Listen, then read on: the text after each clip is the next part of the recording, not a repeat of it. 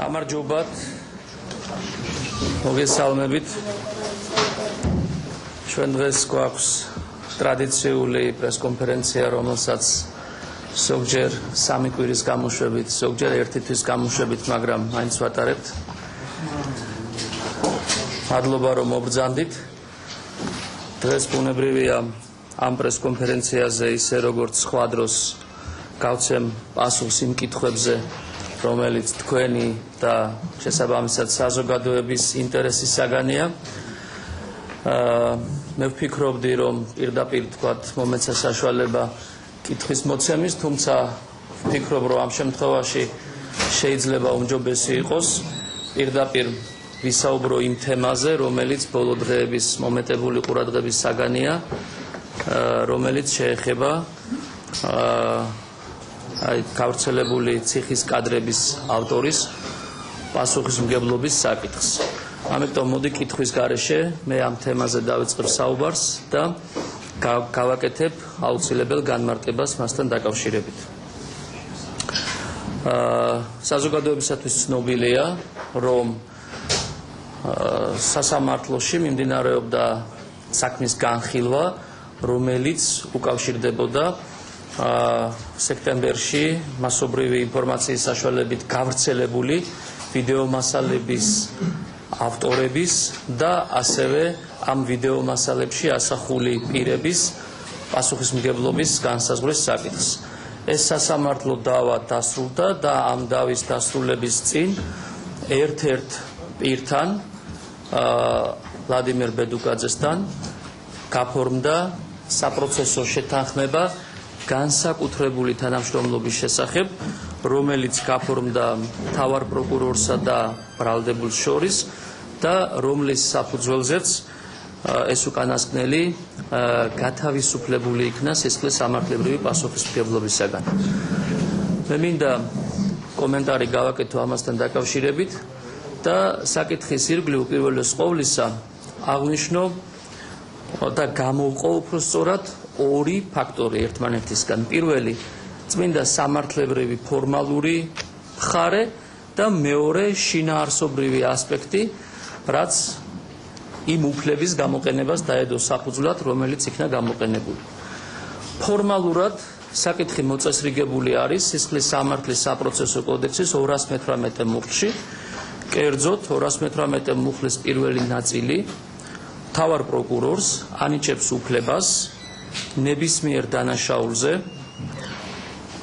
გამოიყენოს განსაკუთრებული უფლებამოსილება და პირი გაანთავისუფლოს სისხლის სამართლის პასუხისმგებლობისაგან ან სასჯელისაგან, ან მიიღოს სხვაგვარი გადაწყვეტილება სასჯელის გადახედვის თაობაზე და ეს პირი შეიძლება იყოს ბრალდებული, ეს პირი შეიძლება იყოს მსჯავრდებული და ასეთ უფლებამოსილებას კანონი ითვალისწინებს. ანუ ფორმალური თვალსაზრისით მინდა ვთქვა, რომ მთავარი პროკურორის უფლება მიიღო ის გადაწყვეტილება, რომელიც მოცემულ შემთხვევაში განხორციელდა ბედუკაძესთან მიმართებაში, კანონით განსაზღვრული არის და ამდენად საკითხის კანონიერების საკითხი იმის შესახებ იყო თუ არა გადაწყვეტილება კანონიერი არ დგას, რადგან კანონი ამის შესაძლებლობას ითვალისწინებს.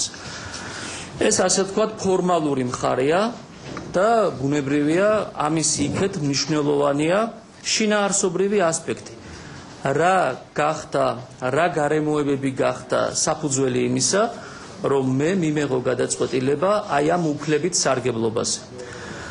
დავიწყებ იქედან, რომ იმ დოკუმენტს, რომელსაც მე ხელი მოვაწერე და იმ დოკუმენტში უფრო სწორად ჩამოთვლილი არის ის დანაშაულებრივი ეპიზოდები, რომელშიც ვლადიმერ ბედუკაძემ მიიღო მონაწილეობა. ანუ ჩვენ ბრალდების მხარემ დავაფიქსირეთ და აღწერეთ ის ქმედებები, რაც მის მიერ იქნა ჩადენილი და ვთქვით, რომ ბრალდების მხარეს დადგენილად მიაჩნია ბედუკაძის მხრიდან კონკრეტული დანაშაულებრივი ქმედების ჩადენა.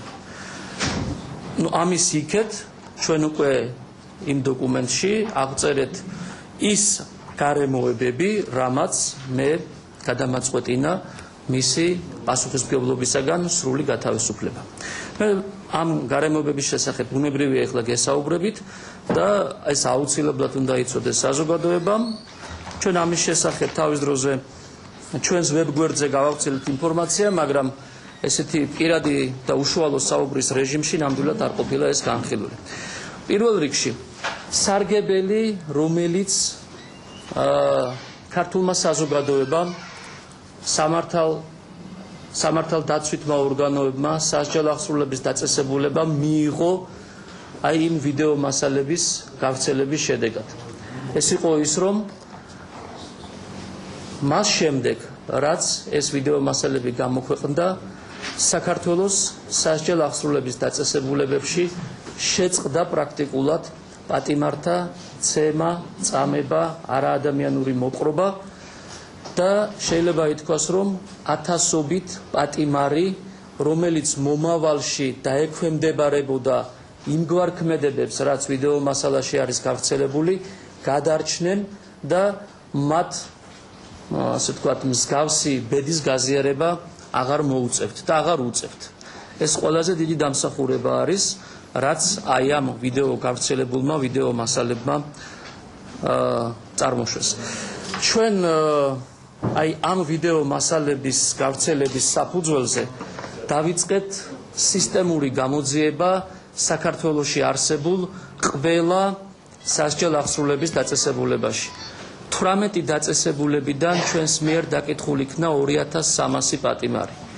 ეს არის ძალიან დიდი რაოდენობა პატიმრებისა და ჩვენ შევისწავლეთ თუ რა მდგომარეობაში უწევდათ ამ პატიმრებს ცხოვრება და როგორი იყო მოპყრობის წესები მათ მიმართ.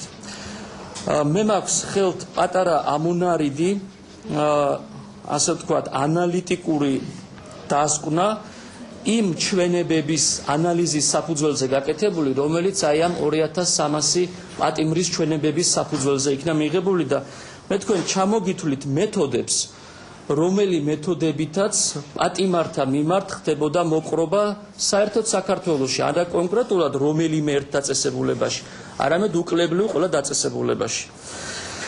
მაგალითისათვის ცემა, წამება, არაჰუმანური მოპყრობა ჯგუფურად, შეუჩერებლად, მრავალჯერ, უმიზეზოდ, სასტიკად, რეზინის ხელკეტით, კრივის ხელთათმანით, სავარჯიშო ბალიშით, 1 მეტრის სიგრძის წყლის პლასტმასის მილით, პლასტმასის 2 ლიტრიანი წყლით სავსე ბოთლით, წამება ელექტროშოკით, წყლით სავსე ჭურჭელში თავის ჩაყოფით, სილის ჭამით, ორკილდადებული პატიმრების ცემით, ზურგს უკან შეკრული ხელებით, რომელთაც აბამდნენ ტრენაჟორებზე, ხელფეხშეკრულ საათობით ჰკიდებდნენ სავარჯიშო ძელზე, ახდენდნენ აღნიშნული ფაქტების ვიდეო გადაღებას. ცემა, წამება, როგორც საკნებში, ასევე ღია ტერიტორიაზე. პატიმრებს საათობით ამყოფინებდნენ წვიმასა და თოვლში ღია ცის ქვეშ. სასჯელ აღსრულების დაწესებულებაში მიყვანისთანავე თვითმხილველთა თანდასწრებით საიდუმლო თანამშრომლობაზე უარის თქმის შემთხვევაში, ხმამაღალი სიცილის, ლაპარაკის, რაიმე პრეტენზიის, პროტესტის გამოთქმის შემთხვევაში, გასეირნების ან წყლის უთხოვნის შემთხვევაში ხდებოდა პატიმართა მასობრივი დასჯა. პატიმრების მხრიდან სამედიცინო დახმარების, ექიმის, წამლის მოთხოვნის გამო, მიუხედავად იმისა, პატიმარი იყო თუ არა ნაოპერაციებით ავადმყოფი, ხდებოდა მათი სასტიკად ცემა, რითაც მათი ჯანმრთელობის მდგომარეობა კიდევ უფრო მძიმდებოდა. ადგილი ჰქონდა კბილების ჩამტვრევის, ნეკნების დაზიანების არაერთ შემთხვევას. წამლის მოთხოვნის გამო ისჯებოდა მთელი საკანი, რაც ზოგ შემთხვევაში საკნის ერთ თვემდე გამოკეტვით ხორციელდებოდა, იკეტებოდა საკნის ფანჯრები, რამდენიმე დღე იკეტებოდა წყალი, რის გამოც ხდებოდა ანტისანიტარიული პირობები. ბანაობის დროს სისტემატურად უწყვეტდნენ წყალს და პატიმრები რჩებოდნენ საპნიანები. ხშირი იყო შემთხვევა, როდესაც აბანოში უშვებდნენ მხოლოდ ცივ ან ცხელ წყალს. პატიმრებს აიძულებდნენ ცხელი კერძები ეჭამათ რამდენიმე წუთში. ვინც ვერ ასწრებდა, აღვრევინებდნენ დარჩენილ საჭმელს და რჩებოდნენ მშიერი. დასჯის მიზნით მშიერ პატიმარს აყენებდნენ კუთხეში და აცქერინებდნენ სხვების ჭამას. დანარჩენებს კი აიძულებდნენ ეჭამათ. იყო გაუპატიურების და გაუპატიურების მუქარის ფაქტები. პატიმრებს აიძულებდნენ ზეპირად ცოდნოდათ ციხის დაუწერელი კანონები. ფსიქოლოგიური ზეწოლის თვალსაზრისით უძილობა, საკნებში ხმამაღლა საუბრის, ჩურჩულის აკრძალვა. კარანტინის დაშლის დროს არახუმანური მოპყრობა, ადგილი ჰქონდა ეგრეთ წოდებულ წითელ პარასკევს, როდესაც ყველა პატიმარი გამოჰყავდათ კამერიდან და ათავსებდნენ ერთ დიდ ოთახში. შემდეგ სათითაოდ იძახებდნენ სარდაფის ტელეფონში და უმოწყალოდ სცემდნენ რამდენიმე წუთის განმავლობაში. პატიმართა სასჯელ აღსრულების დაწესებულებებში მიყვანის დღეს არსებობდა გარკვეული წესი. მათ ატარებდნენ ხელკეტებითა და პლასტმასის მილებით შეერაღებული სპეცრაზმელებისგან შემდგარ ეგრეთ წოდებულ კორიდორში, რა დროსაც ხდებოდა მათი სასტიკად ცემა. შემდეგ პატიმარი გადიოდა სადის თანამშრომლების მიერ შემდგარ ეგრეთ წოდებულ კორიდორს, აღნიშნული შემდგომ მათ აშიშვლებდნენ, აკეთებინებდნენ ბუქნებს, რის შემდეგაც ათავსებდნენ კარანტინში. კარანტინიდან გამოყვანისას მსჯავრდებულებს კვლავ სცემდნენ განსაკუთრებული სისასტიკით და ანაწილებდნენ საკნებში. პატიმრებს პარსავდნენ თავს, უარის შემთხვევაში აჩოქებდნენ ძალის გამოყენებით, აგინებდნენ, აფურთხებდნენ, სცემდნენ და ისე პარსავდნენ. დამცირების მიზნით ნახევრად პარსავდნენ, ასევე წვერსაც ნახევრად პარსავდნენ. შემდგომ ყველანი რამდენიმე ათეული შეჰყავდათ ერთად აბანოში, სადაც აჩერებდნენ 3-5 დღე. გაჰყავდათ მხოლოდ საჭმელად. აბანოში არ იყო არანაირი საყოფაცხოვრებო პირობები, იდგა რამოდენიმე გრძელი სკამი, პატიმრებს ეძინათ ბეტონის იატაკზე მორიგეობით. ზოგ შემთხვევაში სპეციალურად უშვებდნენ ცხელ წყალს საათობით, არ აძლევდნენ ფანჯრის გაღების საშუალებას, ონკანები არ იკეტებოდა, არც ცივი წყალი მოდიოდა, იდგა აუტანელი სიცხე. ყოველივე ამას ჰქონდა სისტემატური ხასიათი. სასტიკად ნაცემ და ნაწამებ პატიმრებს სვამდნენ კარცერში 10-20 დღით ჭრილობების და დაზიანების მორჩენამდე. საკანში აკეცილი და კედელზე ბოქლომით მიბმული იყო საწოლი, არ ჰქონდათ ლოგინი და იყო მხოლოდ გადასაფარებელი, ეძინათ ბეტონის იატაკებზე. ნაცემი პატიმრების 100% გადაჰყავდათ კარცერში, ან იშვიათ შემთხვევაში დასასჯელად მოწყობილ სპეციალურ საკანში, სადაც არ იყო ფანჯარა, წყალი, საწოლი და პირადი მოხმარების საგნები. ვენტილაცია განზრახ იყო დახშული. აი ეს არის მეთოდების გარკვეული ნაწილი, რომელიც 2300 პატიმრის ჩვენების გაცნობის შედეგად ჩვენ თქვენთან მოვიტანეთ. და როდესაც წდებოდა საკითხი ბედუკაძის ირგვლივ, ჩვენ მხედველობაში მივიღეთ ის, რომ ათასობით ადამიანი, აი ვინც ასეთ რეჟიმში ცხოვრობდა, მომავალში მნიშვნელოვან წილებს, სწორედ აი ამ კადრების გამოქვეყნების გამო, აღარ დაექვემდებარება არასოდეს მსგავს პირობებში ყოფნას. ამიტომ ეს ერთ-ერთი არგუმენტი არის, რამაც ამ გადაწყვეტილებისაკენ გვიბიძგა. მეორე არგუმენტი, რომელზედაც მინდა გითხრათ, არის შემდეგი. ლადო ბედუკაძემ ეს ვიდეო მასალა, სადაც წამების და არადამიანური მოპყრობის კადრები ამსახველი, გადასცა გასავრცელებლად 2011 წლის სექტემბერში. მიაქციეთ ყურადღება, რომ 2011 წლის სექტემბერი არის ის პერიოდი, როდესაც საქართველოს პოლიტიკურ სივრცეში საერთოდ არანაირი პერსპექტივაც და იმედიც კი არ ჩანს რაიმეს შეცვლის. მე შეგახსენებთ, რომ ივანიშვილმა განცხადება 2011 წლის ოქტომბერში გააკეთა ხელისუფლებაში მოსვლისა და საპარლამენტო არჩევნებში მონაწილეობის მიღების თაობაზე. ანუ, როდესაც ამ ადამიანმა ამ ვიდეო მასალის გადაცემის შესახებ მიიღო გადაწყვეტილება, მას აბსოლუტურად არ შეიძლებოდა ქონოდა გათვლა რაიმე პოლიტიკურ შეღავათზე, ცვლილებაზე და რაც შეიძლებოდა, ვთქვათ, ერთგვარ ქვეტექსტად აღქმულიყო იმისათვის, რომ აი რაღაც ხელსაყრელ დროს ხელსაყრელი ნაბიჯი განახორციელა. ამას აქვს ჩვენთვის მნიშვნელობა, რათა შევაფასოთ ადამიანის მოქმედება. მესამე, რომელიც არგუმენტი, რომლის შესახებაც მინდა გითხრათ, არის ის, რომ ჩვენ ლადო ბედუკაძის ქმედების შესახებ ყველა ეპიზოდი მოვიპოვეთ მხოლოდ იმიტომ, რომ ის წარმოადგინა ლადო ბედუკაძე. არც ერთი ვიდეო კადრი სხვის მიერ არ მეგვიღია. და შესაბამისად 7 ეპიზოდი, რომელშიც ჩვენ მას ბრალი დავდეთ, 7-ვე ეპიზოდი არის მის მიერ წარმოდგენილი ვიდეო მასალა. და თავისთავად ისმის კითხვა, ხო, ადამიანს, რომელმაც წარმოადგინა, გაასაჯაროვა, ასე ვთქვათ, ეს ვიდეო მასალა და ასე ვთქვათ, შაჰიდის ქამარი შემოიჭირა, ხო? საკუთარი თავის აფეთქების ჩათვლით. მას არაფერი არ რჯიდა ცალკე აღებული, რომ ვთქვათ, რომ ეს გაეკეთებინა. ის შეიძლებოდა დარჩენილიყო სასჯელ აღსრულების დაწესებულების ჩვეულებრივ თანამშრომლად, შეიძლებოდა კარიერაშიც წინსვლა ქონოდა, ან სხვა რამ, მაგრამ მან გადადგა სხვა ნაბიჯი და მან საკუთარი თავის მხილებასთან ერთად ამხილა მთლიანად სისტემა. ამიტომ, როდესაც მსჯელობთ ჩვენ სამართლებრივად შედეგის განსაზღვრაზე, აუცილებლად აქვს მნიშვნელობა, როგორ მოვიპოვეთ ეს მტკიცებულება, ვისი მეშვეობით. როცა ვხედავთ, რომ სრულიად 100%-ით ეს არის მის მიერ წარმოდგენილი ვიდეო მასალა, ეს რასაკვირველია, ერთ-ერთი საფუძველი გახდა ჩვენთვის იმისათვის, რომ მის მიმართ განსაკუთრებული ღონისძიება გამოგვეყენებინა. მე მესმის საზოგადოების მხრიდან იქნებ სამართლიანიც კრიტიკა, რომ კი, მაგრამ ის ფაქტები ხომ სახეზია, ის რაც ვიდეო მასალაზე არის აღბეჭდილი. ის ხომ მონაწილეობდა ამის ჩადენაში.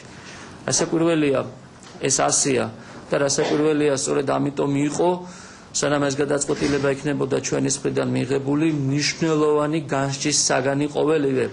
მაგრამ მსჯელობის დროს აი ესეთი არგუმენტიც გაჩნდა იმის სასარგებლოდ, თუ რატო უნდა გამოგვეყენებინა შეღავათიანი რეჟიმი მის მიმართ. მე თქვენაც წაგიკითხეთ ახლა მეთოდები. ეს ხდებოდა, როგორც გითხარით, ყველგან და ალბათ მასში მონაწილეობდა ასეულობით სასჯელ აღსრულების დაწესებულების თანამშრომელი, რომელთა სახელები და გვარები არ ვიცით. დღეს ის ადამიანები ან სხვა უფრო მაღალ კაბინეტებში არიან, ან თავისუფლებაში არიან, ან საზოგადოების ღირსეული წევრები არიან და მის გამო რომ ჩვენ არ ვიცით ხშირ შემთხვევაში ვინ იყვნენ ისინი, სარგებლობენ ჩვეულებრივი პრივილეგიით. და არსებობს გარკვეული სამართლიანობა, რომ კაცმა, რომელმაც ეს გამოიტანა, ვთქვათ, ამხილა საკუთარი თავი, მინიმუმ განსხვავებული უნდა ყოფილიყო მაინც ის რეჟიმი, რომელ რეჟიმშიც განსხვავებით იმ სხვათაგან, რომელიც წყნარად, მშვიდად, კომფორტულ შეიძლება ვითარებაში საკუთარ ოჯახებში თუ სხვა სამსახურებში აგრძელებენ ცხოვრებას, მისგან განსხვავებული მოპყრობა იყო საჭირო, ეს ელემენტარული სამართლიანობა იქნებოდა. და ის ადამიანები, ვინც თulis რომ მან ხო დანაშაული ჩაიდინა და დამნაშავე თავისუფლებაში არ უნდა დადიოდეს, მათ საპირწონეთ. მე გამიჩნდა აზრით და ვამბობ კიდევაც ამას, რომ უამრავი დამნაშავე დადის და უამრავ დამნაშავეს უფრო მაღალი თანამდებობაც აქვს შესაძლოა, ვიდრე ქონდა იმ დროს, როდესაც ამ ქმედებებს ჩადიოდნენ. და ამიტომ ის, ვინც მიიღო ასეთი გადაწყვეტილება, რომ ეს მანკიერება გამოეტანა გარეთ, მის მიმართ ეს კიდევ ერთი არგუმენტი იყო განსხვავებული მოპყრობისათვის.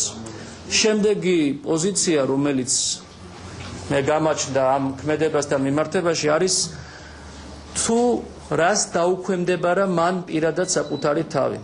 ეს იყო პირადი საფრთხე.